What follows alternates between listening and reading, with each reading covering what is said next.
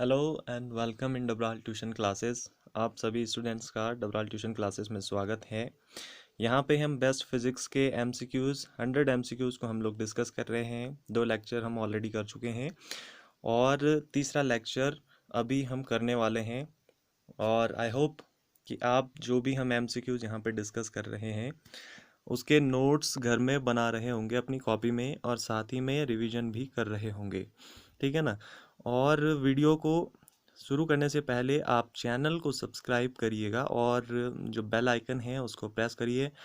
आप तो जानते हैं बेल आइकन प्रेस होगा तभी नोटिफिकेशन आएगी, और साथ ही वीडियो को लाइक करिएगा क्योंकि आपका एक लाइक बहुत मोटिवेशन देता है आगे फर्दर वीडियो बनाने के लिए और इसी टाइप के इम्पॉर्टेंट क्वेश्चंस आप सभी के सामने लाने के लिए। So don't waste the time, let's begin.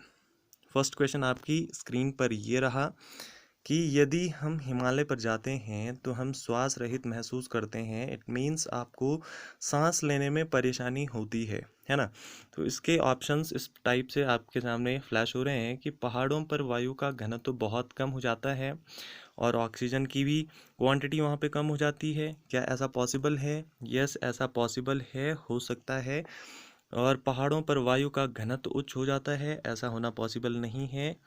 और वहाँ बहुत ठंड होती है। ठंड तो होती है लेकिन उसका इस क्वेश्चन से ज़्यादा साइंटिफिक कोई ताल्लुक नहीं है, या इनमें से कोई नहीं, ये भी बिल्कुल रॉन्ग है। जो फर्स्ट क्वेश्चन हमारा है उसका आंसर है कि पहाड़ों पर वायु का घनत्व कम होता है। जो डेंसिटी है एयर की माउंटेन्स वाले रीजन में वो बहुत कम होती है। क्यों होती है बहुत कम? क्योंकि पहाड़ों पर जो एटमॉस्फेरिक प्रेशर होता है, जिसको आप वायुमंडलीय दाब कहते हैं, वो कम होता है। और एटमॉस्फेरिक प्रेशर के कम होने की वजह से क्या होता है कि जो डेंसिटी होती है एयर की वो बहुत कम होती है, ठीक है ना। डेंसिटी एयर की कम होने के कारण, एयर की डेंसिटी कम होने का मतलब क्या है कि ऑक्सीजन की डेंसिटी कम है। ऑक्सीजन की डेंसिटी कम होने का मतलब ये है कि जो ऑक्सीजन के मॉलिक्यूल्स हैं जहाँ वो प्लेन वाले एरिया में काफ़ी पास पास हैं, जबकि अगर आप माउंटेन्स वाले एरिया में जाएंगे तो वहाँ पे ये मॉलिक्यूल्स काफ़ी दूर दूर एग्जिस्ट करते हैं, इसीलिए आपको वहाँ पे इनहेल या ब्रीथिंग प्रॉब्लम आती है, ठीक है ना। तो यहाँ पे टोटली जो आंसर है वो फर्स्ट ऑप्शन है, क्योंकि डेंसिटी कम हो जाती है। डेंसिटी कम क्यों होती है? क्योंकि वहाँ पर एटमॉस्फेरिक प्रेशर कम है, इस वजह से डेंसिटी कम है, और इसीलिए वहाँ पे आपको सांस लेने में परेशानी या दिक्कत हो सकती है, ठीक है ना। अच्छा, सांस लेने में जब आपको प्रॉब्लम होती है तो वहाँ पे एक कंडीशन होती है, एक टर्म्स यहाँ पे साइंटिफिक लैंग्वेज में एक टर्म्स होती है और उसको कहा जाता है क्या? हाइपोक्सिया।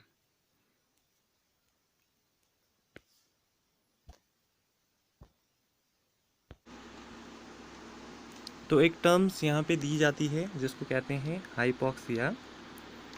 हाइपोक्सिया का मतलब ये है, हाइपोक्सिया को अदर लैंग्वेज में आप कह सकते हैं कि ऑक्सीजन डेप्रीवेशन, ऑक्सीजन डेप्रीवेशन, है ना। ऑक्सीजन डेप्रीवेशन का मतलब ये है कि आपको वहाँ पे ऑक्सीजन लेने में प्रॉब्लम्स आ रही हैं। इसी को ही साइंटिफिक जो लैंग्वेज है उसमें हाइपोक्सिया कहा जाता है। अच्छा, हाइपोक्सिया अगर हो जाए तो वहाँ उस कंडीशन में आपको प्रॉब्लम क्या आएंगी? हाइपोक्सिया तो ठीक है, ऑक्सीजन अगर कम मिल रही है आपकी बॉडी को, तो उसका इफ़ेक्ट क्या होगा मेंटल एंड फिज़िकल हेल्थ पर। तो मेंटल एंड फिज़िकल हेल्थ पे, मेंटल और फिज़िकल हेल्थ आपका थोड़ा जो उसका फंक्शन है वो थोड़ा वीक हो सकता है, और कई हेल्थ इश्यूज़ आपको आ सकते हैं। फॉर एग्ज़ाम्पल, जैसे अगर आप हाई एल्टीट्यूड पर चले गए, ऑक्सीजन आपको नहीं मिल पा रही है प्रॉपर्ली जैसे आपकी बॉडी चाह रही है, तो आपको हाई ऑल्टीट्यूड सिकनेस होता है और लैक ऑफ एपेटाइट, आपको भूख भी कम लगेगी। यदि आप ऐसे रीजन में रह रहे हैं, ऐसे रीजन में आपने माइग्रेट किया है, तो उस कंडीशन में आपको लॉस ऑफ एपेटाइट भी होगा। एंड जो थर्ड वॉमिटिंग आ सकती है आपको, हेडेक एंड डिस्टॉर्टेड विज़न, आपकी विज़न क्लियर नहीं होगी उस टाइम जब आपकी बॉडी में लैक ऑफ ऑक्सीजन है, ऑक्सीजन प्रॉपरली नहीं जा रही है, तो उस कंडीशन में आपको डिस्टॉर्टेड विज़न का इशू भी हो सकता है। साथ ही में फैटीग और मेमोरी प्रॉब्लम्स आदि बहुत सारी इश्यूज़ आपको फेस करने पड़ सकते हैं। और अगर आप थोड़ा एज्ड हैं और आप तो नहीं, लेकिन अगर कोई एज पर्सन है तो एज पर्सन को और भी सीरियस प्रॉब्लम हो सकती है यदि वो लंबे टाइम तक वहाँ पे रहते हैं, लंबे टाइम तक वहाँ पे माइग्रेट करके रखते हैं, तो वहाँ पे आप उनको सीरियस कंडीशन आ सकती है। सीरियस कंडीशन फॉर एग्जांपल जैसे होता है पल्मोनरी एडिमा। पल्मोनरी एडिमा एक ऐसी कंडीशन है जब पल्मोनरी एडिमा एक ऐसी कंडीशन है जब आपके लंग्स का जो क्या होता है, लंग्स में हेमरेजिंग हो जाती है। हेमरेजिंग का मतलब वहाँ पे लंग्स में ब्लड सर्कुलेट होना जो है, ब्लड फैल जाता है, या फिर ये कहें कि ब्लड जो है पूरे लंग्स में भर जाता है, तो उस कंडीशन को पल्मोनरी एडिमा कहा जाता है। साथ ही एक अदर कंडीशन होती है जिसको कहा जाता है सेरेब्रल एडिमा। सेरेब्रल एडिमा यदि आप बायोलॉजी के स्टूडेंट्स हैं तो सेरेब्रल जब भी हम बोलते हैं तो उसका कनेक्शन जो होता है वो होता है ब्रेन से। सेरेब्रल एडिमा की कंडीशन में क्या होता है, हाइपॉक्सिया के कारण कि आपके ब्रेन में फ्लूइड का एक्यूमुलेशन होता है और उसके वजह से डेथ भी हो सकती हैं। तो इसलिए ये हाइपॉक्सिया इतना ज़्यादा भयंकर हो सकता है, इतना ज़्यादा आपके लिए सीरियस हो सकता है। और ये हाइपॉक्सिया हो क्यों रहा है, because of low density of the air. और लो डेंसिटी ऑफ एयर किसकी वजह से है, एटमॉस्फेरिक प्रेशर की वजह से। ठीक है, तो इस टाइप से ये फर्स्ट क्वेश्चन है, राइट आंसर आपको पता चल गया ये फर्स्ट वाला। ठीक है, मूव करते हैं नेक्स्ट स्लाइड पर। नेक्स्ट स्लाइड हमारी क्या है, यस नेक्स्ट स्लाइड है कि स्वचालित वाहनों में जो ऑटोमोबाइल्स होते हैं, स्वचालित वाहनों में प्रयुक्त द्रव चालित ब्रेक या जिनको हाइड्रोलिक ब्रेक आप कहते हैं, किसका सीधा प्रयोग है। हाइड्रोलिक ब्रेक्स जो होते हैं वो किस प्रिंसिपल पर काम करते हैं, क्वेश्चन का आंसर ये है, क्वेश्चन का मतलब ये है ना। तो जो हाइड्रोलिक ब्रेक हैं वो किस प्रिंसिपल पर काम करते हैं, यहाँ पे मैंने एक इमेज आपके सामने लगा रखी है, देख रहे होंगे आप कि एक टायर है और टायर जाके कनेक्टेड है कहीं ना कहीं आपके व्हीकल के ब्रेक से, है ना। व्हीकल के ब्रेक से आपका टायर कनेक्टेड है यहाँ पे। तो ये ऑटोमोबाइल में जो हाइड्रोलिक ब्रेक्स वगैरह होते हैं ये काम करते हैं पास्कल के रूल पर। पास्कल का जो नियम है उस पर काम करते हैं। पास्कल का रूल क्या कहता है, पास्कल का रूल सबसे फर्स्ट बात ये है कि जो पास्कल का रूल है वो होता है प्रेशर रूल। ये एक प्रेशर रूल है और प्रेशर के लिए ये अप्लाई होता है। सेकंड बात ये है कि जो पास्कल साहब हैं इनका जो कंप्लीट नेम है, पूरा नाम है, फुल नेम है, वो है ब्लेज पास्कल। ब्लेज पास्कल, है ना, ब्लेज पास्कल इनका पूरा नाम है। अच्छा, इनका प्रिंसिपल क्या कहता है, प्रिंसिपल क्या कहता है, प्रिंसिपल ये कहता है कि यदि सब तरफ से घिरे किसी जो इनकम्प्रेसिबल है द्रव में यदि किसी बिंदु पर दाब परिवर्तित किया जाए, परिवर्तित बोलने का मतलब है कि आप प्रेशर को घटा या बढ़ा रहे हैं, तो उस द्रव के अंदर प्रत्येक बिंदु पर दाब में भी उतना ही परिवर्तन होगा। ठीक है ना। तो ये है पास्कल का रूल। पास्कल का रूल थोड़ा और डिटेल में समझने के लिए हम यहाँ पे एक डायग्राम को ड्रॉ करेंगे जिसके थ्रू आपको पूरा समझ में आ जाएगा। इनका कहने का मतलब है कि फॉर एग्ज़ाम्पल ये कोई एक वेसल है और इस वेसल में भरा हुआ है कोई लिक्विड, ठीक है, और इस वेसल के ये दो कॉर्नर हैं, यहाँ पे एक पिस्टन यहाँ पे लगा हुआ है और एक पिस्टन यहाँ पे लगा हुआ है ना।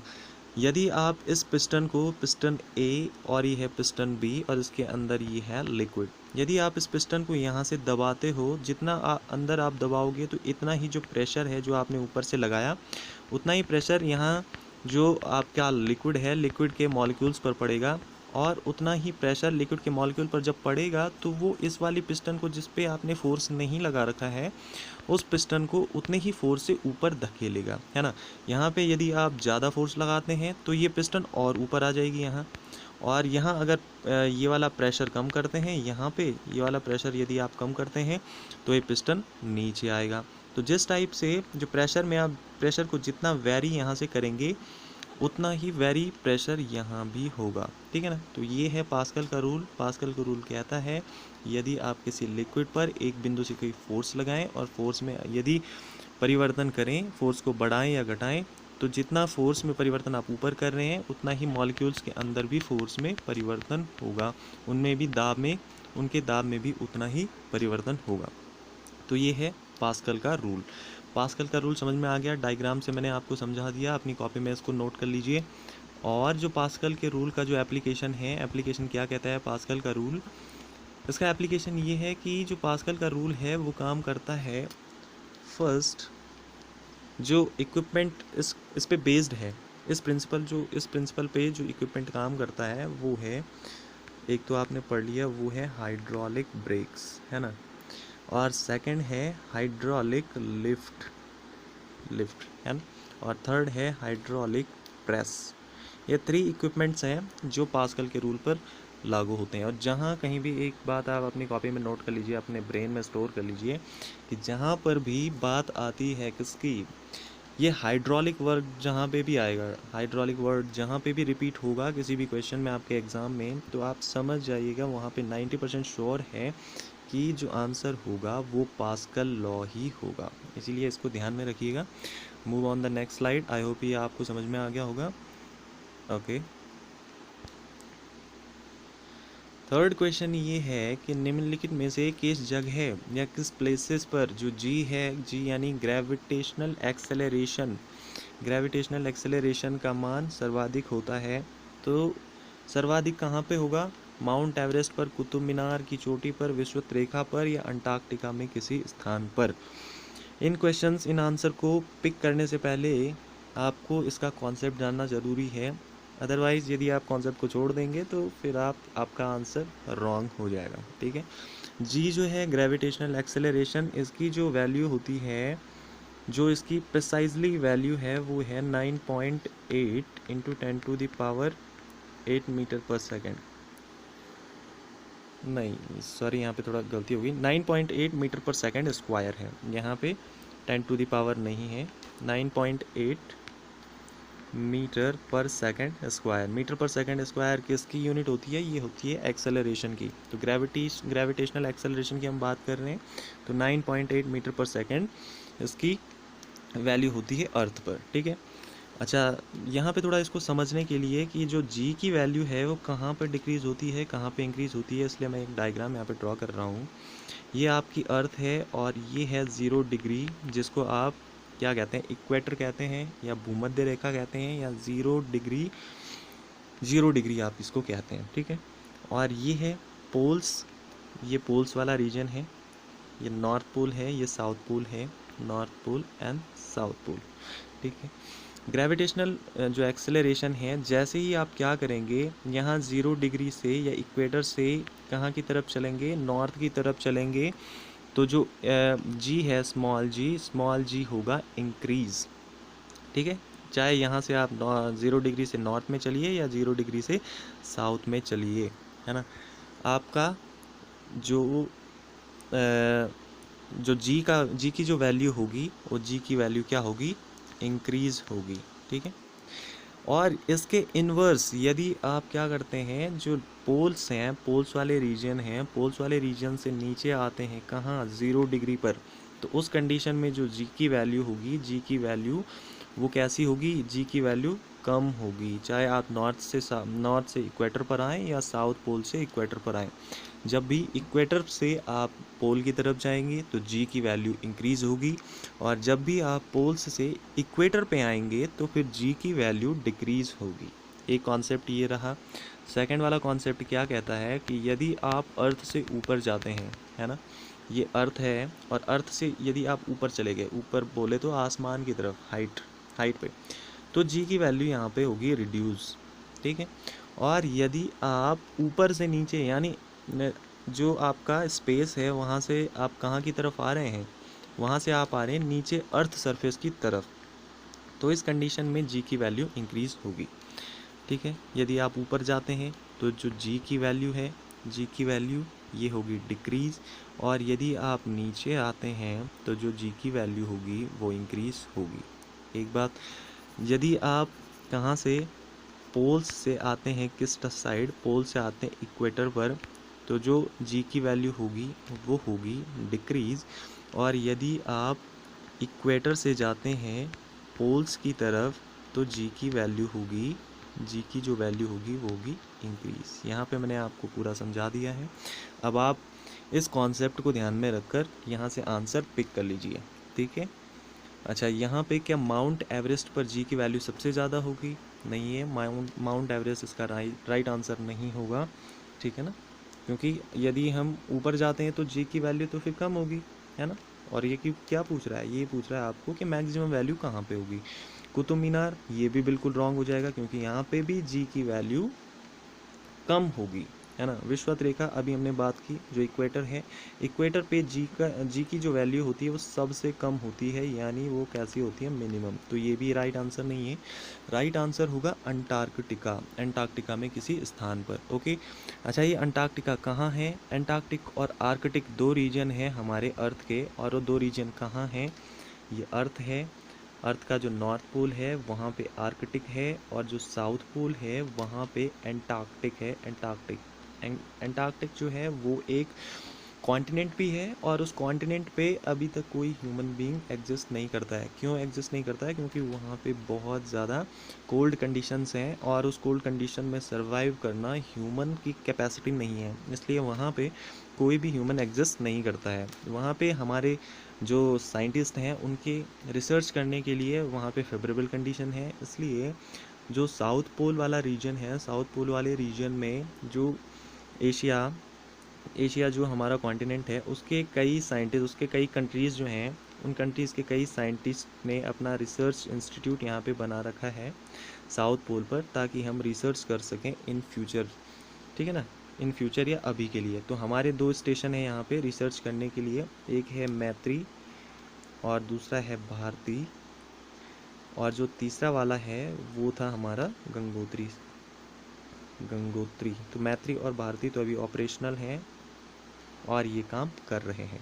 ओके, तो यहाँ पे आपको एक क्वेश्चन के पीछे बहुत सारे कॉन्सेप्ट सीखने को मिल गए। आई होप आपने समझ लिया होगा। मूव करते हैं नेक्स्ट क्वेश्चन पर।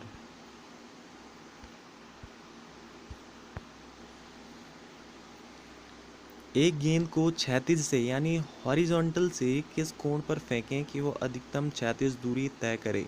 तो इसका सिंपल सा आंसर है, ये है 45 डिग्री।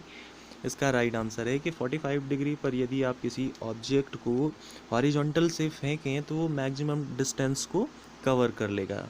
जैसे आप कभी अगर एथलीट्स वगैरह में रहे होंगे कॉलेज स्कूल्स में, तो वहाँ पे भी जब आप लॉन्ग जंप या भाला फेंक वगैरह कंपटीशन होती है, तो वहाँ पे भी आपको एडवाइस देता है आपका कोच कि आप क्या करो, 45 डिग्री पर अपनी बॉडी को टेक ऑफ करो। 45 डिग्री पर टेक ऑफ करिए आप लैंड से, तो उस कंडीशन में आप मैक्सिमम डिस्टेंस कवर कर लेंगे और आपका जो जंप है वो अच्छा पड़ेगा। ठीक है, तो यहाँ पे एक शॉर्ट सा एप्लीकेशन था जो हमारे दैनिक जीवन में काम में आता है, तो इसलिए 45 डिग्री यहाँ पे राइट आंसर है। ठीक है, नेक्स्ट क्वेश्चन पे।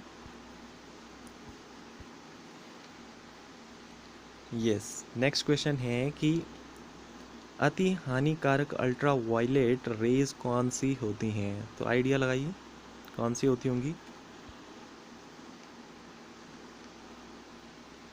यहाँ पे जो सबसे ज़्यादा हार्मफुल अल्ट्रा वायलेट रेज कौन सी होंगी, कुछ लगा पाए? चलिए हम ही बता देते हैं। सबसे पहले यूवी रेज की पूरी कुंडली निकालने से पहले हम क्या करेंगे कि यूवी रेज की पूरी कुंडली पढ़ लेंगे पहले, है ना, और फिर जाके यहाँ से आंसर को पिक करेंगे। ठीक, तो जो यूवी रेज है, UV rays ultraviolet rays जो होती हैं ये है इलेक्ट्रोमैग्नेटिक वेव्स, EMV, यानी विद्युत चुंबकीय विकिरण, इलेक्ट्रोमैग्नेटिक वेव्स हैं ये। और जो इन्वेंशन इलेक्ट्रोमैग्नेटिक वेव्स का जो इन्वेंशन किया है वो किसने किया है, इलेक्ट्रोमैग्नेटिक वेव्स का जो इन्वेंशन किया है वो किया है रिटर एक साइंटिस्ट थे, उन्होंने इसका इन्वेंशन किया है। ठीक है, और इसकी जो है जो फ्रीक्वेंसी होती है, फ्रीक्वेंसी यानी स्मॉल f से हम इसको डिनोट करते हैं, फ्रीक्वेंसी इसकी होती है, ये होती है 10⁻16 to 10⁻14। किस में होगी ये, क्या यूनिट होती है फ्रीक्वेंसी की? यस, हर्ट्ज होती है, Hz, है ना। हर्ट्ज फ्रीक्वेंसी इसकी होती है 10⁻16 से 10⁻14 हर्ट्ज के बीच में। और जो वेवलेंथ यानी तरंगदैर्ध्य इसकी जो होती है वो होती है कितनी, 10⁻⁻8 मीटर से 10⁻⁻7 मीटर। इसको एंगस्ट्रॉम में भी हम वो करते हैं, एक्सप्रेस करते हैं, और मीटर में भी एक्सप्रेस करते हैं। ओके, तो ये थोड़ा जनरल सी बातें हो गई। आगे इसके जो यूवी रेज हैं, यूवी रेज के जो टाइप हैं, टाइप कौन कौन से हैं? फर्स्ट है UVA, सेकंड है UVB एंड थर्ड है UVC। यूवी रेज जो अल्ट्रा वायलेट रेज हैं उसमें सबसे ज़्यादा जो परसेंटेज है वो है UVA का, और कितना परसेंटेज है? ये 95% है। ये यूवी रेज क्या करती हैं? ये तो ओजोन होल्स वगैरह से निकल जाती हैं, ज़्यादा हार्मफुल वगैरह भी नहीं होती, लेकिन थोड़ा जो गर्ल्स हैं या हम सभी लोग हैं, हमारी स्किन्स पर इससे थोड़ा रिंकल्स आ सकते हैं यदि आप कंटिन्यूअस लाइट्स के एक्सपोजर में हैं। तो रिंकल्स वगैरह, सन स्पॉट वगैरह, स्किन बर्न वगैरह और सन बर्न वगैरह जो भी ये कंडीशंस हैं, ये जो है अल्ट्रा वायलेट ए रेडिएशन की वजह से हो सकती हैं। ठीक है, और ये तो हमने डिस्कस कर लिया। डिस्कस करते हैं सी को। सी के लिए मैं चलूँगा इधर, यहाँ पे प्लेस हमारे पास है। तो जो यूवी रेज का जो टाइप सी है, टाइप सी एक जो है शॉर्टेस्ट यूवी रेज है, शॉर्टेस्ट यूवी रेज। अच्छा, और जो ख़ास बात ये है कि ये जो UVC वाली है, ये UVC जो हमारे एटमॉस्फेयर में, स्ट्रेटोस्फेयर में जो लेयर है, स्ट्रेटोस्फेयर में कौन सी लेयर है? वो है हमारी कौन सी लेयर?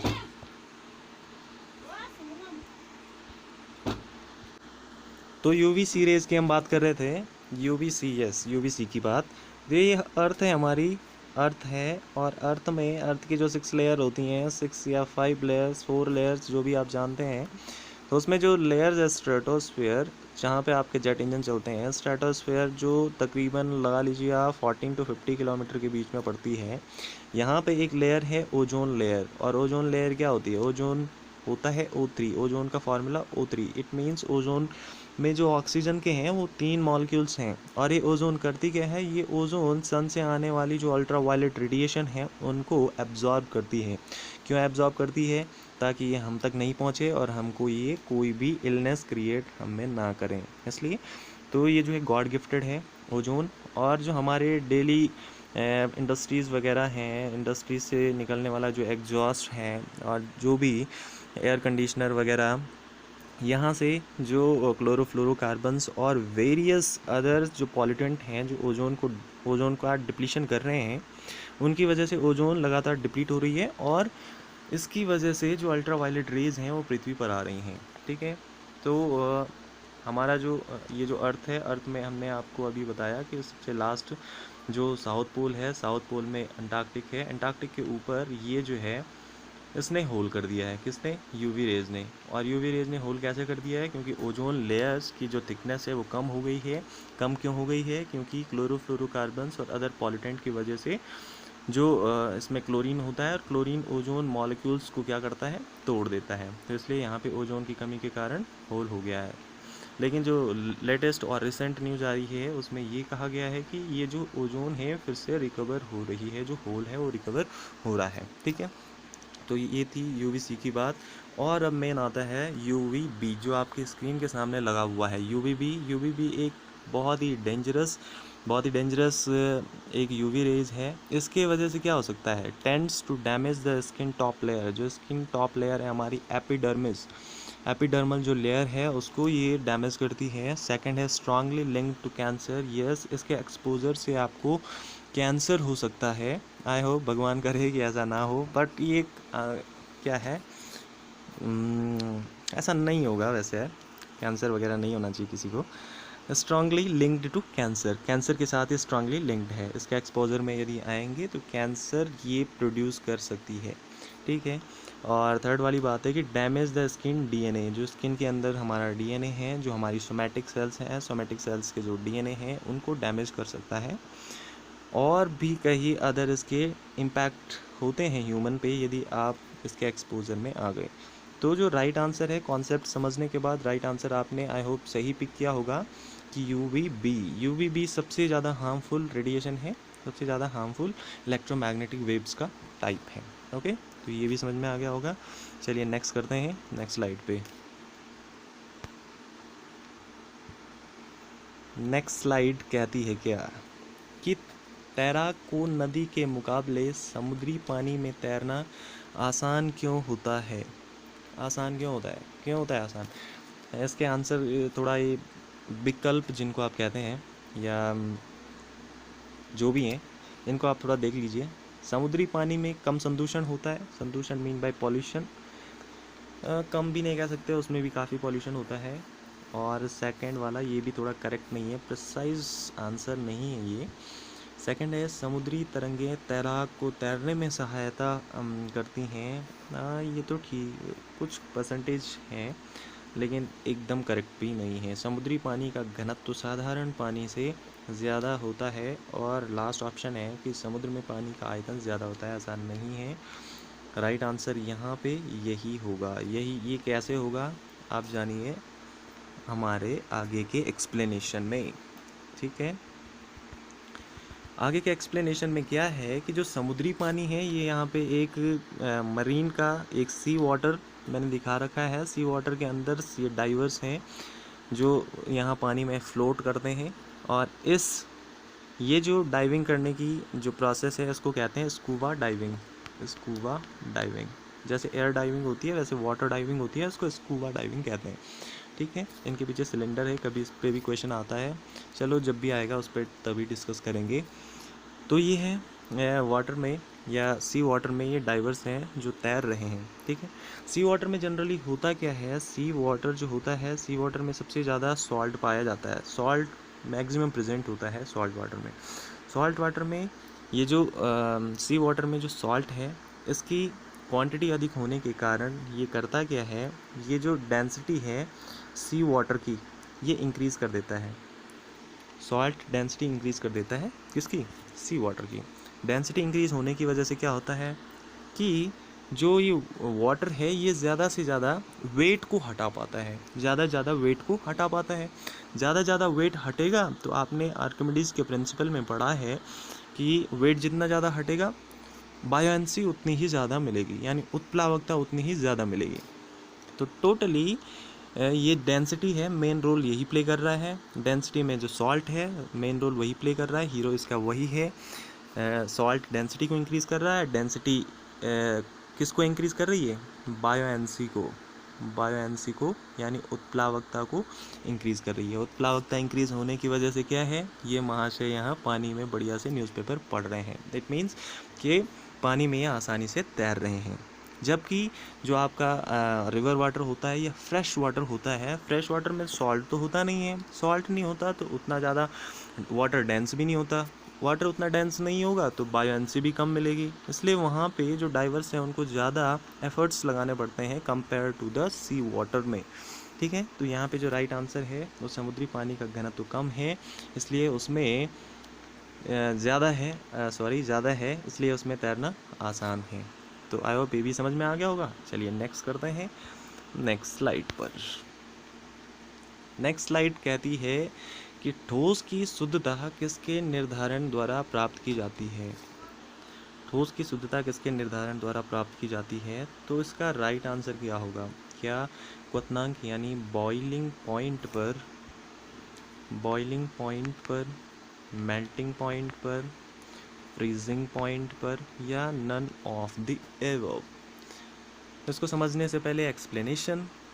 सबसे फर्स्ट में एक्सप्लेनेशन क्या कहती है, यदि आपको ये जानना है कि कोई भी मैटर कितना प्योर है तो मैटर बोले तो कोई सॉलिड की प्योरिटी को डिटरमाइन करने के लिए आपको जानना होगा उसका मेल्टिंग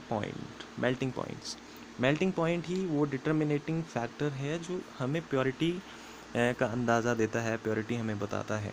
ओके, तो जो प्योर मटेरियल होता है, प्योर सॉलिड होता है, प्योर सॉलिड का जो मेल्टिंग पॉइंट्स होता है वो शार्प होता है यानी कम होता है। और जबकि जो आपके जो सॉलिड्स हैं, जो इम्प्योर्ड सॉलिड हैं, जो जिनमें अशुद्धियाँ हैं, तो उनका जो मेल्टिंग पॉइंट्स होता है उनका मेल्टिंग पॉइंट ज़्यादा होता है। इम्प्योर्ड सॉलिड यानी IS, इनका जो मेल्टिंग पॉइंट है वो ज़्यादा है। और जो प्योर्ड सॉलिड है यानी PS, इनका मेल्टिंग पॉइंट होता है कम। इस वजह से आप सॉलिड की प्योरिटी का डिटर्मिनेशन कर सकते हैं, आइडेंटिफाई कर सकते हैं कि ये प्योर है या इम्प्योर्ड है। तो इस क्वेश्चन का राइट आंसर है मेल्टिंग पॉइंट। ओके, चलिए नेक्स्ट। बर्फ के दो टुकड़ों को आपस में दबाने पर टुकड़े आपस में चिपक जाते हैं क्योंकि दाब अधिक होने से बर्फ का गलनांक बढ़ जाता है। दाब अधिक होने से बर्फ का गलनांक घट जाता है। दाब अधिक होने से गलनांक पहले घटता है फिर बढ़ता है और दाब व गलनांक में कोई संबंध नहीं है। तो एक्सप्लेनेशन इसकी क्या होगी? ये आइस है, यहाँ पे आइस के क्यूब्स हैं। आइस के क्यूब्स को इसको थोड़ा एक्सप्लेन करने के लिए मैंने दिखा रखा है यहाँ पे। तो फॉर एग्जांपल ऐसा समझ लीजिए कि ये दो आइस के क्यूब्स हैं, ये आइस के क्यूब्स हैं और आपने क्या किया कि इन आइस के क्यूब्स को एक दूसरे के पास इनको क्या किया, प्रेस किया, इन पे दबाव डाला दोनों हाथों से। तो दबाव डालने के बाद क्या होगा, ये दोनों आपस में, अभी तो ये चिपके नहीं हैं, है ना, थोड़ा चिपके दिखाई दे रहे हैं क्या? थोड़ा कर देता हूँ मैं उसको। तो अभी चिपके नहीं है, ऐसा समझ लीजिए आप। ये तो महात्मा गांधी का चश्मा जैसा हो गया। चलो कोई दिक्कत नहीं, कॉम्प्रोमाइज़ इट। तो यहाँ पे ये चिपके नहीं हैं। जैसे आप यहाँ पे क्या करेंगे, फोर्स को अप्लाई करेंगे। फोर्स को अप्लाई करने के बाद ये जो दोनों क्यूब्स हैं ये आपस में कुछ इस टाइप से चिपक जाते हैं। तो ये ऐसा चिपकते क्यों हैं, इसके पीछे मेन कारण ये है कि जैसे ये आइस है, आइस का मेल्टिंग पॉइंट होता है 0 डिग्री। जैसे आपने इन दोनों को एक दूसरे के पास लाया, तो एक दूसरे के पास लाने से वहाँ पे क्या होता है, आइस के क्यूब्स के बीच में फ्रिक्शन होता है, जिसको आप घर्षण कहते हैं, ठीक है ना। अच्छा, फ्रिक्शन होने की वजह से क्या होता है, फ्रिक्शन होने की वजह से जहाँ पे, जब आपने देखा होगा कि जब हम सर्दियों में जब ठंडी लग जाती है तो दोनों हाथों को आपस में रगड़ते हैं, है ना, फ्रिक्शन क्रिएट करते हैं, और फ्रिक्शन क्रिएट करने से क्या हो जाता है, हाथ गर्म हो जाते हैं। तो इसी टाइप से जब आपने इन दोनों क्यूब्स को आपस में लाया होगा तो बीच में एक फ्रिक्शन जनरेट हुआ होगा, और फ्रिक्शन की वजह से वहाँ पे थोड़ा टेम्परेचर बढ़ा होगा, गर्मी आई होगी। गर्मी की वजह से क्या हुआ, फिर जो इनका गलनांक था, जो मेल्टिंग पॉइंट था आइस का, वो डिक्रीज़ हुआ।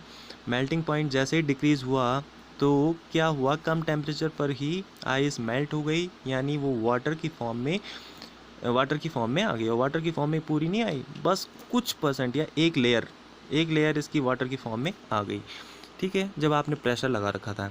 जैसे ही आपने प्रेशर रिलीज़ किया तो इसके बाद क्या हुआ कि ये जो आइस थी, जो वाटर में कन्वर्ट हो गई थी, वो प्रेशर को रिलीज़ करने के बाद फिर से आइस में कन्वर्ट हो गई, ठीक है ना। जो वाटर की लेयर है वो फिर से आइस में कन्वर्ट हो गई है, जो वाटर की लेयर है वो फिर से किस में कन्वर्ट हो गई है, आइस में कन्वर्ट हो गई है।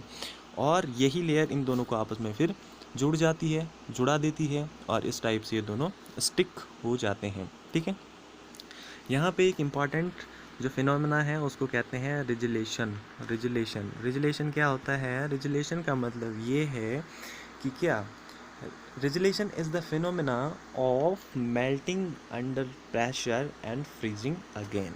बोलने का मतलब ये है, रिजलेशन वो प्रोसेस है जब आप प्रेशर के थ्रू मेल्टिंग को क्या कर देते हैं, मेल्टिंग पॉइंट्स को पहले मेल्टिंग पॉइंट को क्या कर देते हैं, मेल्ट कर देते हैं, किसी भी चीज़ को मेल्ट कर देते हैं, और उसके बाद प्रेशर हटाने के बाद वो चीज़ कैसे हो जाती है, फ्रीज हो जाती है। तो रिजलेशन इस कैसा फिनोमेना है जिसमें मेल्टिंग अंडर प्रेशर के थ्रू मेल्ट होता है, और उसके बाद वही सब्सटेंस जो मेल्ट हुआ है वो क्या हो जाता है, फ्रीज हो जाता है। तो उसको कहा जाता है रिजलेशन, ठीक है ना। तो रिजलेशन यहाँ पे हो रहा है दोनों आइस क्यूब्स के बीच में, और फ्रिक्शन की वजह से यहाँ पे ये दोनों चिपक जा रहे हैं। एक बार मैं फिर से एक्सप्लेन कर देता हूँ शॉर्ट में, थोड़ा जल्दी से समझ लीजिएगा कि दो आइस क्यूब हैं, आइस क्यूब को आपने आपस में लाया, इनको प्रेस किया, प्रेस करने की वजह से दोनों क्यूब्स के बीच में एक फ्रिक्शन जनरेट हुआ। फ्रिक्शन जनरेट होने से यहाँ पे थोड़ा टेम्परेचर इंक्रीज़ हुआ। टेम्परेचर इंक्रीज़ होने के कारण जो मेल्टिंग पॉइंट है, मेल्टिंग पॉइंट घटा, यहाँ पे मेल्टिंग पॉइंट डिक्रीज़ हुआ। मेल्टिंग पॉइंट डिक्रीज़ हुआ तो आइस कन्वर्ट हुआ वाटर की लेयर में।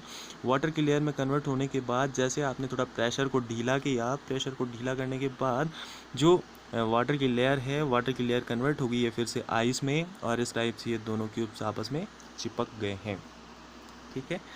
तो जैसे जैसे आप क्या करेंगे, प्रेशर को डिक्रीज़ करते जाएंगे, वैसे वैसे फ्रीजिंग पॉइंट भी इंक्रीज़ होगा। जैसे जैसे आप प्रेशर को यहाँ से कम करते जाएंगे, वैसे वैसे क्या हो जाएगा, ये जो वाटर है अंदर, जो पहले आइस था वाटर में कन्वर्ट हो गया है, वो फिर से जम जाएगा, फ्रीज हो जाएगा।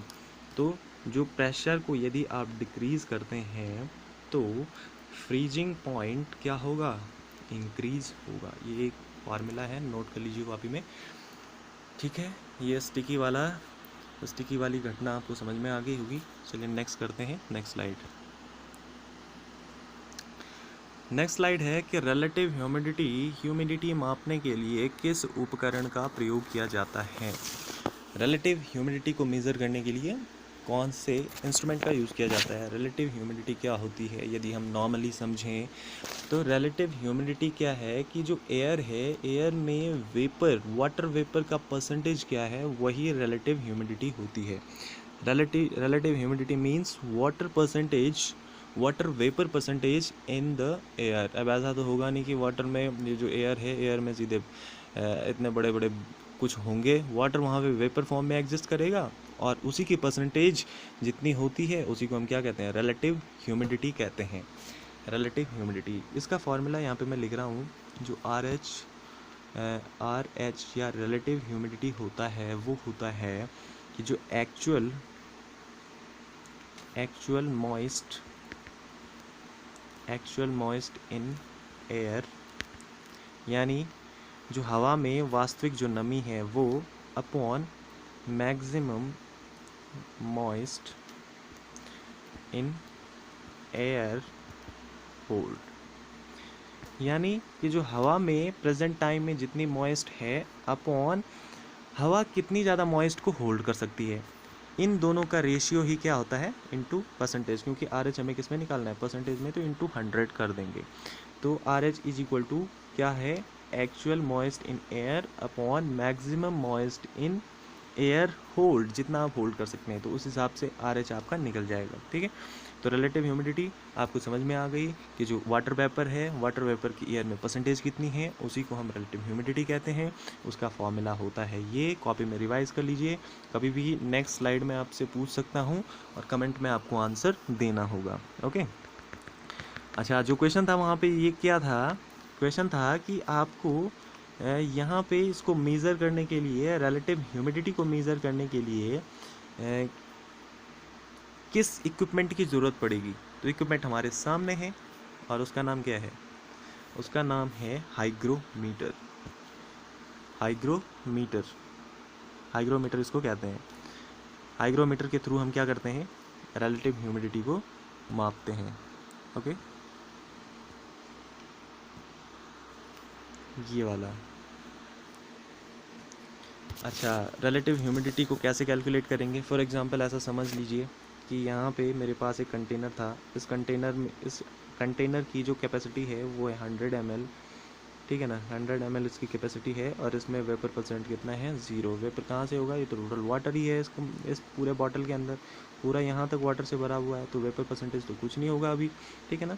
और वाटर इस बॉटल के अंदर टोटल कितना वाटर है, 100 ml। तो हम क्या करेंगे कि जो एक्चुअल मॉइस्ट है, एक्चुअल मॉइस्ट समझ लेंगे, एक्चुअल मॉइस्ट कितनी है, 0, और टोटल मॉइस्ट कितनी है, टोटल मॉइस्ट कितनी है, या कितनी मॉइस्ट को होल्ड कर सकता है आपकी एयर, वो कितनी है, 100, इंटू अगर 100 कर देंगे तो आपका 0% आ जाएगा। यानी रिलेटिव ह्यूमिडिटी इस ग्लास में, या ये कहें कि आप इस कमरे में कितनी होगी, 0% होगी, ठीक है। और नेक्स्ट देखिए, फॉर एग्ज़ाम्पल यदि ये दूसरा कमरा है,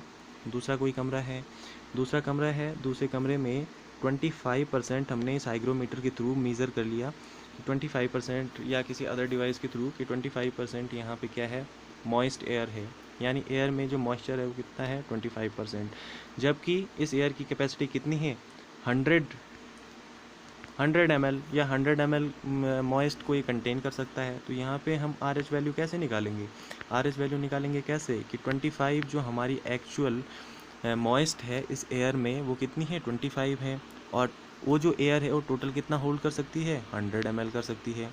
तो इसका आर एच कितना निकलेगा, इसका आर एच निकलेगा 25 × 2500 हो गया, और 2500 अपॉन 100, यानी तकरीबन ये तकरीबन आ जाएगा 25, है ना। तो 25% यहाँ पे आर एच हो जाएगा। इसी टाइप से आपको इसी टाइप से आपको निकालना होगा ये आगे, ठीक है। तो रिलेटिव ह्यूमिडिटी आपकी समझ में आ चुका होगा। चलिए नेक्स्ट स्लाइड पे चलते हैं। इसको याद रखना, ये घड़ी है, घड़ी तो नहीं है, ह्यूमिडिटी है, क्लॉक ह्यूमिडिटी उसने लिखा हुआ है, यानी डिजिटल फॉर्म में है ये। और हाइग्रोमीटर उसको कहते हैं। ठीक है, नेक्स्ट स्लाइड चलो। लैंप की बत्ती में तेल चढ़ता है क्यों चढ़ता होगा? लैंप की बत्ती में तेल चढ़ता है क्योंकि तेल बहुत हल्का होता है, तेल वाष्पशील होता है। साथ ही में इनको कट भी करते जाएंगे। तेल बहुत हल्का है, नहीं। तेल वाष्पशील है, नहीं। सतह तनाव घटने के कारण, बिल्कुल नहीं। कैपिलरी एक्शन के कारण, यस राइट, कैपिलरी एक्शन के कारण ही तेल जो है वो बत्ती में चढ़ता है ना। तेल या कोई लिक्विड बत्ती में चढ़ता है। यहाँ पे एक इमेज है आपके सामने, ये कोई एक वेसल है, वेसल में था ये कुछ लिक्विड चढ़ रहा है इस कैपिलरी में। कैपिलरी मीन बाय कोई पतली सी नलिका, ये इस घटना को केशिकातु भी कहते हैं। ठीक है ना। तो ये कैपिलरी एक्शन है। कैपिलरी एक्शन के थ्रू ये जो है कोई भी लिक्विड कहाँ चढ़ रहा है, तेल की बाती में या ये कहीं किसी कैपिलरी ट्यूब में। ठीक है, कैपिलरी एक्शन होता क्या है, इसकी डेफिनेशन क्या होती है? कैपिलरी एक्शन या कैपिलरी लिक्विड की वो एबिलिटी होती है जिसके कारण वो क्या करता है, किसी भी नैरो स्पेसेस में बिना किसी असिस्टेंस के, बिना किसी अदर आपका फोर्स लगाए ही ये क्या करता है, इसमें चढ़ता है ना। तो विदाउट एनी असिस्टेंस जब वाटर या कोई भी लिक्विड क्या करे, किसी भी कैपिलरी ट्यूब में ऊपर चढ़ने लगे, यानी ग्रेविटी के अपोजिट में ऊपर चढ़ने लगे, तो उस कंडीशन को, उस फिनोमेना को क्या कहेंगे, कैपिलरी एक्शन कहेंगे। ठीक है, और ये कैपिलरी एक्शन नॉर्मली होता है ग्रेविटी के अपोजिट में। ठीक है ना। अच्छा, और इसके पीछे कारण क्या है, कैपिलरी एक्शन क्यों होता है? कैपिलरी एक्शन होने के पीछे जो कारण है वो दो चीज़ें हैं। दो चीज़ें क्या क्या हैं वो? दो चीज़ें ये है कि जो वाटर है, वाटर के अपने मॉलिक्यूल्स हैं, तो वाटर के अपने मॉलिक्यूल के बीच में भी एक फोर्स लगता है जिसको कहते हैं ससंजक बल, या इसको कहते हैं कोहेसिव फोर्स, है ना, कोहेसिव फोर्स या कोहेजन। और जो वाटर, यहाँ पे दो मॉलिक्यूल्स हैं, दो अलग अलग टाइप के डिफरेंट मॉलिक्यूल्स हैं। एक तो है इस कैपिलरी ट्यूब के मॉलिक्यूल्स और एक हैं वाटर के मॉलिक्यूल्स। इन दोनों के बीच में भी एक अट्रैक्शन फोर्स लगता है जिसको एडिशन फोर्स कहते हैं। ठीक है ना। तो अभी के लिए जो कोहेजन फोर्स है, जो वाटर और वाटर के मॉलिक्यूल्स के बीच में लग रहा है, वो कम होता है किसके कंपेयर में, वाटर और ग्लास के मॉलिक्यूल के बीच में लगने वाले एडिशन फोर्स के। तो यहाँ पे ग्रेटर कौन है, एडेसिव फोर्स है। एडेसिव फोर्स या एडिशन के फिनोमेना यहाँ पे ज़्यादा स्ट्रांग है और कोहेसिव फोर्स कम है। तो इसलिए क्या होता है कि जो ये वाटर के मॉलिक्यूल्स हैं, ये धीरे धीरे इन ट्यूब्स में चिपकना शुरू करते हैं, इस टाइप से चिपकना शुरू करते हैं, और भी मॉलिक्यूल्स इनके ऊपर ऐसे चिपकते जाते हैं, और जैसे जैसे चिपकते जाते हैं वैसे वैसे जो लेवल है इस कैपिलरी ट्यूब में वाटर या किसी अदर लिक्विड का, वो भी बढ़ता जाता है। ठीक है ना। और इस टाइप से ये कैपिलरी एक्शन पूरी परफॉर्म होती है। तो आपने जाना कैपिलरी एक्शन होता क्यों है और कहाँ पे ये होता है, क्या इसकी कैपिलरी एक्शन की डेफिनेशन है और इसके पीछे रीज़न क्या है। ठीक है, आई होप आपको समझ में आ गया होगा। चलिए नेक्स्ट स्लाइड पे चलते हैं। परमाणु बम की खोज किसने की थी? सामने परमाणु बम है, डरना बिल्कुल नहीं है। ठीक है, अभी नहीं फटने वाला ये। परमाणु बम की खोज किसने करी थी? तो ये ऑटो हॉर्न साहब हैं, इन्होंने परमाणु बम की खोज करी थी। और कब करी थी? अप्रॉक्सीमेट 1945 में की थी। और सबसे पहले ये अमेरिका वालों ने इस एटम बम को कहाँ पे गिराया था?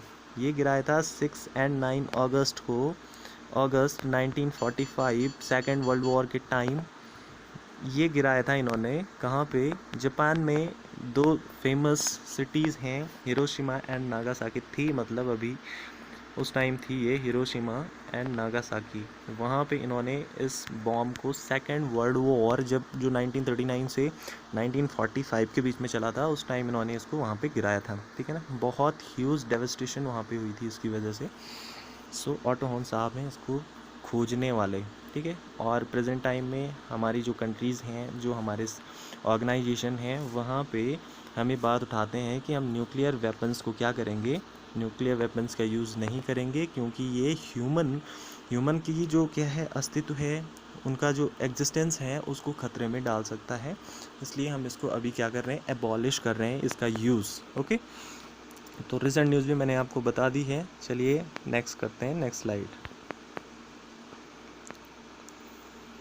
नेक्स्ट स्लाइड है कि प्रत्येक फोटोन से संबंध ऊर्जा कितनी होती है, सबको पता है E बराबर hv होता है ना। और प्लैंक कांस्टेंट, ये क्या बोलते हैं, क्वांटम मैकेनिक्स के अंदर ये फोटोन वगैरह आता है, और आइंस्टीन की इक्वेशन है E बराबर hv। ठीक है, आई होप ये तो बहुत ईजी था, समझ में आ ही गया होगा। नेक्स्ट,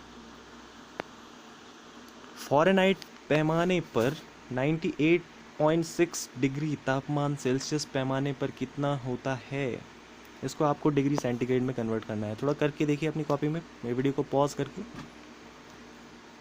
ओके, यदि आपने कर दिया होगा तो आई होप सही आंसर आया होगा, क्योंकि you are a brilliant student आप सभी लोग। लेकिन मैं भी थोड़ा इसको करूँगा यहाँ पे आपको दिखाने के लिए। इसका फॉर्मूला क्या होता है, इसका फॉर्मूला होता है कि जो डिग्री सेंटीग्रेड में यदि आपको फ़ारेनहाइट को चेंज करना है तो फॉर्मूला होगा degree centigrade is equal to 5/9 F-32। F में क्या रखोगे, F में वो रखोगे जो टेम्परेचर उसने आपको दे रखा है। कितना दे रखा है हमें, उसने दे रखा है 98.6 डिग्री। तो यहाँ पे आप इसको अगर आगे सॉल्व करेंगे तो 5/9 ब्रैकेट में 98.6 इंटू नहीं, सॉरी इंटू नहीं, यहाँ पे माइनस होगा, माइनस कितना करेंगे 32। तो ये इसको सॉल्व करने के बाद आपका आंसर आएगा कितना, 37 degree centigrade. Okay, right answer है 37 डिग्री सेंटीग्रेड। ओके, वीडियो काफ़ी लंबी हो रही है, पर फिर भी हम कंटिन्यू करेंगे क्योंकि आप लोग लंबा देखने वाले हैं। ठीक है, चलिए, समझ में तो आ रहा है ना अच्छे से।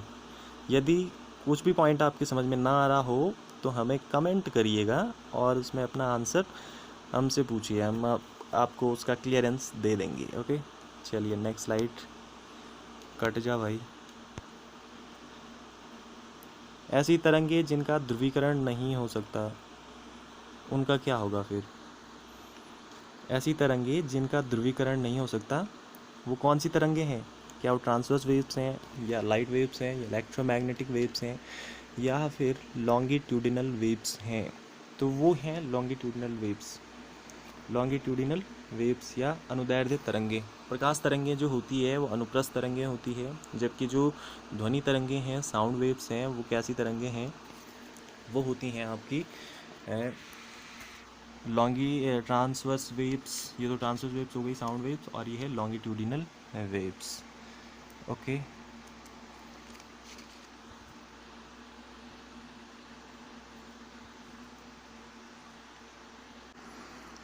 ओके, तो आगे की बात, ये जो लॉन्गिट्यूडिनल वेव्स हैं ये कैसी हैं, इसके लिए हमें थोड़ा कॉन्सेप्ट समझना होगा। कॉन्सेप्ट ये है कि आप जानते होंगे कि जो वेव्स होती हैं 2 टाइप्स की होती हैं। फर्स्ट है ट्रांसवर्स वेव्स एंड सेकंड है लॉन्गिट्यूडिनल वेव्स। ऐसी वेव्स जिसकी तरंग की जो गति होती है और वो माध्यम के कणों की जो गति होती है, माध्यम के कणों की गति, या हम इसको थोड़ा, अगर हम इसको इंग्लिश में बोलना चाहें तो हम क्या कहेंगे इसको, कि क्या होगा लॉन्गिट्यूडिनल वेव्स और क्या होगी ट्रांसवर्स वेव्स। तो ट्रांसवर्स वेव्स क्या होती हैं, waves that oscillate parallel to the direction of their motion, उनको कहते हैं ट्रांसवर्स वेव्स। ट्रांसवर्स वेव्स ऐसी वेव्स जो अब उनके मोशन या अपने मोशन के जो माध्यम का कणों का कंपन करवाए, वो कैसा करवाए, अपने तरंग संचलन की दिशा में। या हम थोड़ा इसको अच्छे से एक्सप्लेन करें आपको, तो ऐसी तरंगें जिनमें माध्यम के कणों का जो कंपन होता है वो तरंग संचरण के क्या होता है, समांतर होता है, उसको क्या कहा जाता है, ट्रांसवर्स वेव। लॉन्गिट्यूडिनल वेव्स क्या हैं, ऐसी तरंगें जिनमें माध्यम के कणों का कंपन, माध्यम के कणों का जो कंपन होता है वो कैसा होता है, लॉन्गिट्यूडिनल वेव्स में पैरेलल होता है, और जो दूसरी वेव्स हैं हमारी ट्रांसवर्स वेव्स, उसमें लॉन्गिट्यूडिनल होता है। ओके, तो यहाँ पे आपको ये समझ में आ गया होगा कि ट्रांसवर्स एंड, तो तरंगे जिनका कंपन, तरंगे जिनमें माध्यम के कणों का कंपन किसके, तरंग संचरण के लंबवत हो, उन्हें अनुप्रस्थ कहेंगे, और जिनमें समांतर होता है उनको क्या कहेंगे, ट्रांसवर्स वेव्स।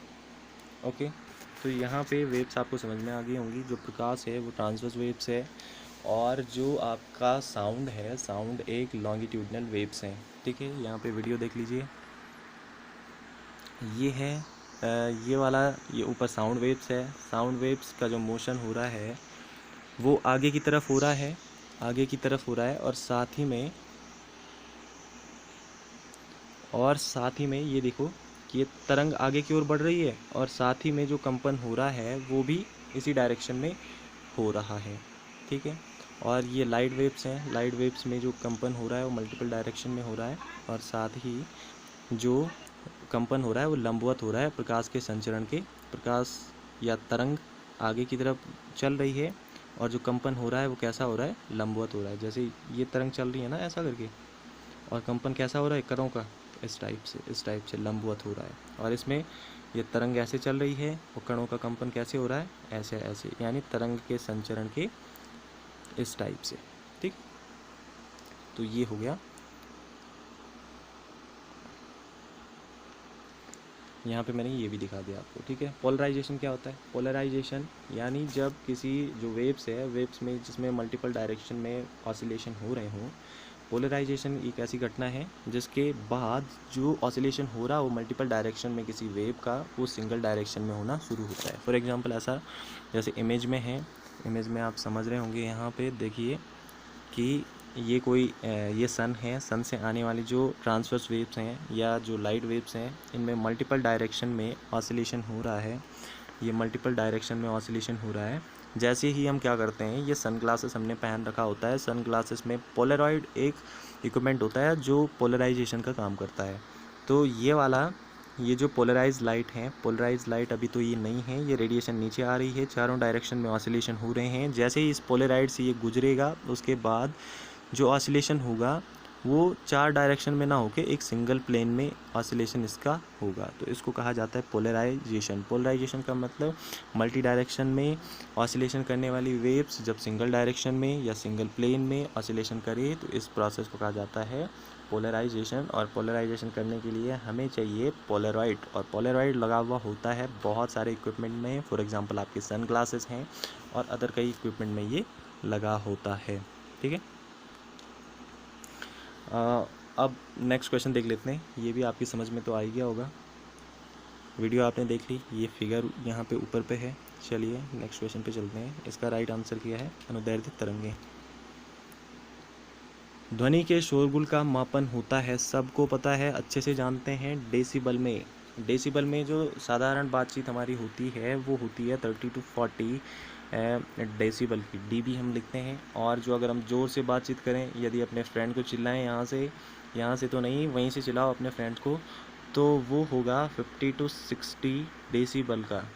उस साउंड की जो क्या होगा, उस साउंड की जो लाउडनेस होगी वो कितनी होगी? 50 to 60 डेसिबल में। और जैसे जेट एयरक्राफ्ट होते हैं ना जो आसमान में उड़ते हैं, जैसे सुखोई 30 है, सुखोई 30 MKI है, J-21 क्या होता है, MiG-21, MiG-27 और हरक्यूलिस, वर्तमान में राफेल, ये सारे जेट एयरक्राफ्ट हैं। और इनके द्वारा जो प्रोड्यूस साउंड होता है 140 to 150 डेसिबल के अप्रॉक्सीमेट होता है।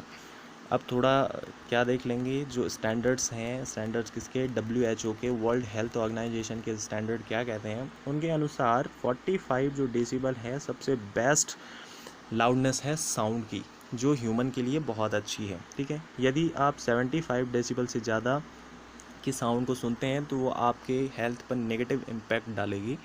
और यदि साउंड की जो लाउडनेस 130 डेसिबल से यदि बहुत ज़्यादा है, तो ये जो है आपको बहुत हार्म करेगी। ये यहाँ तक कि आप जो है इरिटेट हो सकते हो या बहरे हो सकते हो, इतनी कंडीशन में आप बहरे हो सकते हो 130 डेसिबल पे। और नॉर्मली 85 डेसिबल की जो साउंड वेव्स हैं, इससे ज़्यादा साउंड वेव्स आदमी वैसे इससे ज़्यादा साउंड वेव्स पर, इतनी ज़्यादा लाउडनेस पर जो आदमी है वो कैसा हो जाएगा? बहरा हो जाएगा। और इतना अगर दे दिया तो आदमी फिर पागल हो जाएगा, क्योंकि ये बहुत ज़्यादा लाउडनेस होती है। ठीक है, चलिए ये भी समझ में आ गया, इसको ध्यान में रख लीजिए। कभी कभी पूछ लेगा कि according to WHO what is the standard loudness for human, कितनी है? 45 डेसिबल। ठीक है, चलिए नेक्स्ट स्लाइड। निम्नलिखित में से किसी ध्वनि का तारत्व या पिच अधिक होगा? पिच क्या है? पिच एक क्वालिटी है, एक गुण है, किसका? ध्वनि का गुण है ना। और पिच यानी तारक तो डिपेंड करता है, जो पिच है, पिच डिपेंड करती है किस पे? पिच इज डिपेंड अपॉन किस पे? फ्रीक्वेंसी पे। आवृत्ति जितनी ज़्यादा होगी पिच उतनी ही ज़्यादा होगी, ठीक है। जैसे बच्चे हैं, स्त्रियां हैं, इनकी सुरीली आवाज़ होती है। पिच का मतलब क्या है? पिच का मतलब या साउंड का मोटा या बारीक होना है, ठीक है। यदि साउंड बहुत बारीक है तो पिच ज़्यादा होगा, और साउंड यदि मोटी है तो पिच कम होगी, ठीक है। यदि मैं आपको यहाँ पे क्वेश्चन दूँ कि एक पुरुष है और एक बच्चा है, दोनों आपस में चिल्ला रहे हैं, पुरुष अपनी वाइफ को चिल्ला रहा है, बच्चा अपनी माँ को चिल्ला रहा है, तो यहाँ पे आपको बताना होगा मुझे कि पिच सबसे ज़्यादा किसकी होगी, सुरीली आवाज़ किसकी ज़्यादा होगी, बच्चे की होगी या पिताजी की होगी? यहाँ पे बच्चे की होगी सुरीली आवाज़, इसलिए इसकी पिच ज़्यादा होगी, जबकि जो उनके फादर हैं उनकी पिच कम होगी, क्योंकि उनकी आवाज़ कैसी होगी? मोटी होगी, ठीक है। तो यहाँ पे भी आंसर आपको समझ में आ गया होगा कि पुरुष की ध्वनि वो भी मोटी होगी, है ना, उसकी पिच भी ज़्यादा नहीं हो सकती। शेर का दहाड़ना, इसकी पिच तो बिल्कुल ज़्यादा नहीं होगी, क्योंकि ये बहुत ज़्यादा मोटी साउंड है। मच्छर की भिनभिनाहट, ये बहुत ही बारीक आवाज़ होती है और इसकी पिच ज़्यादा होती है। इसलिए मच्छर की भिनभिनाहट या जो वो कान पर करता है ना टू करके, उसकी जो पिच होगी वो सबसे ज़्यादा होगी, किसके कंपेयर में? शेर के दहाड़ने के कंपेयर में। तो इस टाइप से ये हमारी स्लाइड थी। ये क्वेश्चन आपको समझ में आ गया होगा। ये जो मच्छर है ये मॉस्किटो एडिस एडिजिप्टी है शायद, जो डेंगू क्रिएट करता है। ओके, चलिए नेक्स्ट मूव करते हैं नेक्स्ट स्लाइड पर। चलिए, thank you very much. Next slide तो है नहीं, और यहीं पे इन क्वेश्चंस का सिलसिला हम लोग यहाँ पे अभी के लिए ख़त्म कर रहे हैं। आगे क्वेश्चंस जो आएंगे वो 4th लेक्चर में हम लोग डिस्कस करेंगे। और यहाँ पे आपको चैनल को लाइक करना है, शेयर करना है, सब्सक्राइब करना है, और बेल आइकन को भी प्रेस करना है, ताकि इस टाइप की क्लास हम लोग आपके साथ या आप लोग हमारे साथ डेली पढ़ते रहें और सीखते रहिए, ठीक है। नोट्स बनाते रहिए और उनका रिवीजन भी करते रहिए। ओके, चलिए, thanks for listening and always God bless you all. Thank you very much.